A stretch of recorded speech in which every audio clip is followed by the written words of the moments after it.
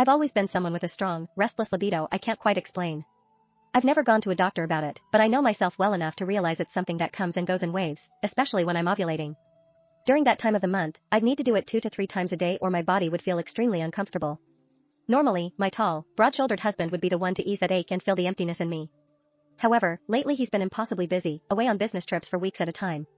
Chapter 1. Did you enjoy it? Your first time playing with a young woman like me? Was it good? The words echoed in the dim room, muffled by the sheets as I hid my face beneath them. My knees pressed into the bed as I knelt naked with my hips raised high for the man behind me. Even without comparing them, I could tell the difference. My father-in-law's body was much more built than his son's. I'd always known there was something different about me. A restless hunger stirred within me and refused to quiet down. I had never gone to a doctor, but I knew myself well enough to realize that when the urge came, it consumed everything. During those days of the month, I could hardly focus on work, and nights felt unbearably long and empty. Normally, my tall, broad-shouldered husband, Ryan Collins, would be the one to fill that void. However, lately he was away more than he was at home. Business trips stretched into weeks, leaving me to wrestle with my own thoughts and needs. Trying to distract myself stopped working. I found it hard to concentrate at work, my mind drifting again and again to the lure of lust. Even masturbating with a vibrator every night was not enough. My mind was always filled with thoughts about sex.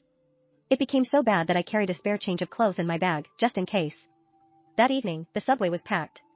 I had just managed to steady myself in a corner when I suddenly felt a firm pressure caressing my bottom. It was a hand, hot and uninvited.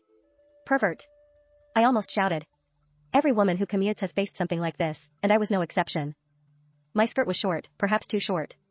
Bending over revealed my pink thong-covered privates, making me a target for those subway perverts. When I turned just slightly, ready to lash out, my breath caught.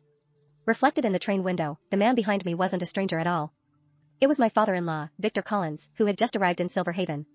Just yesterday, Ryan had called to say that his father was coming to stay for a while. For a moment, my mind went blank. He hadn't recognized me. He thought I was some young woman too embarrassed to fight back. His broad frame boxed me in completely, unaware of who I was. I froze, heart pounding. Every instinct was torn between fury and panic as I clenched my muscles to fight the intense tingling that pierced my bones. I was terrified that I would let out a shameless moan. What should I do? Should I turn around? However, Victor's large hand was sliding down my hips.